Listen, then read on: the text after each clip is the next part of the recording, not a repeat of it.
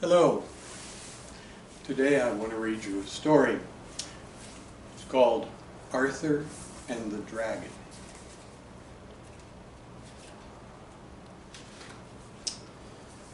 Kay had been gone far too long. No one had been concerned at first. He often went out hunting by himself and was gone overnight. But today was the 5th day since his disappearance. Arthur was certain he knew where his older brother had gone. He had gone to the dragon's cave.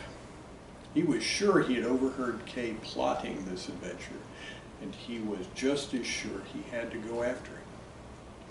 The cave was up the coast a day's journey north and to the west. Its main entrance was poised above a narrow pebbled beach. The fishermen were said to have seen a great dark shape of a dragon lunging skyward from the cave at night. Arthur crouched below the entrance of the cave, straining to hear over the surf. He thought he could make out the deep whistle of a dragon's snores. Occasionally there would come a roar, and the ground under his feet would vibrate. Arthur trembled at the thought of going in. If the dragon caught him, it would surely eat him, but Kay might be in there. He might lay trapped or injured in some side passage, and needing help and praying for rescue. Arthur could not chance leaving him there to die like that. He had to go in. No one had ever seen a dragon during the day. They only came out at night. Arthur reasoned the dragon should be asleep now, and he should be able to search the cave without waking it if he was quiet and careful. Plucking up his courage, Arthur slipped in. He stopped just inside to let his eyes adjust to the gloom. He couldn't bring a lamp. The dragon would see the light and be on him before he could run. Even though it was dim inside, there was enough light to see. It funneled down through the cracks in the cave's walls. Arthur could hear the dragon much clearer now. The sound led him onward, giving him a clear path to follow across the broken rock floor. He moved in spurts, keeping to the shadows, always moving toward the sound, rushing from one hiding place to another. Eventually, he arrived at the back of the chamber. Behind a large boulder, he found a narrow passage. Arthur could see light spilling out from it. Sliding in, he began to twist and turn his way through. There had to be a larger passage somewhere in the main chamber. There was no way a dragon could fit through here, he thought. Coming around a quick turn, his foot stumbled over something. It was an arrow. Did Kay drop it, he wondered? Or had he placed it there to mark his path?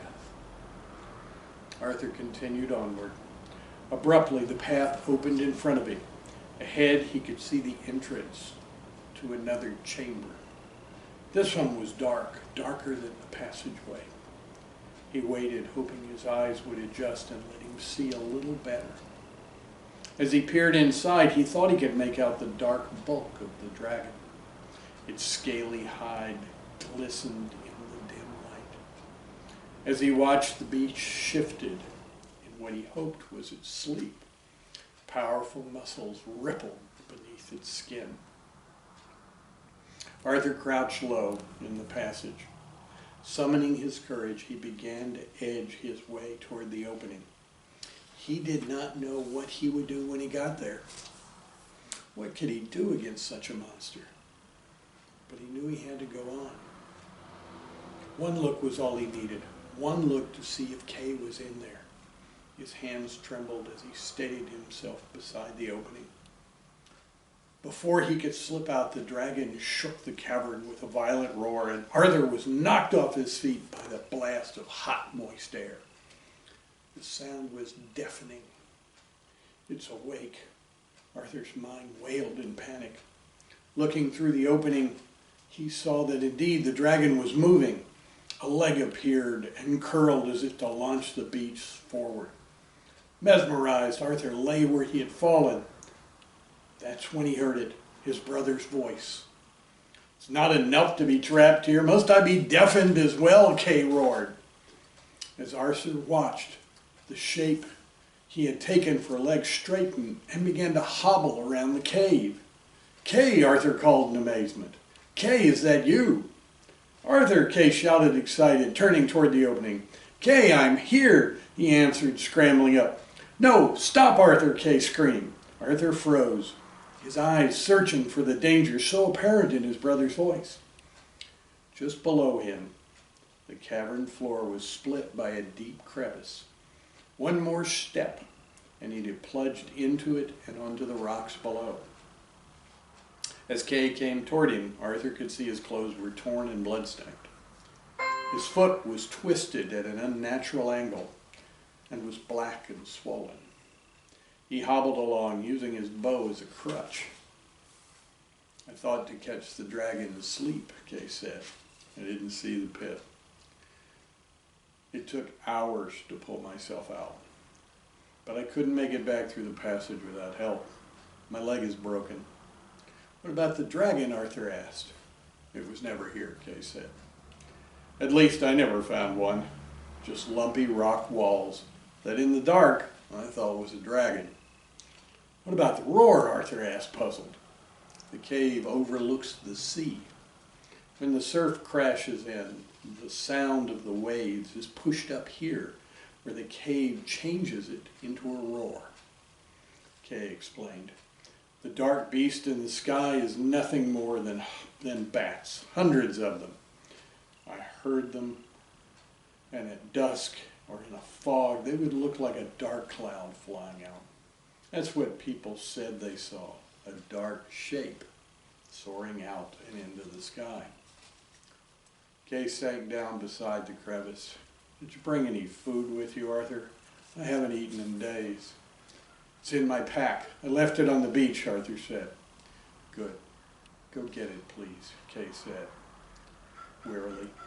"After we've eaten, you can help me out of here." Arthur flew down the passage and out onto the beach. His brother was alive. He had found him, and in a little while, they'd be going home together. That's the story of Arthur and the dragon. If you ever had to bundle up your courage and do something that you were afraid of, I have. It's always amazing what you can do when you really want to. Bye-bye.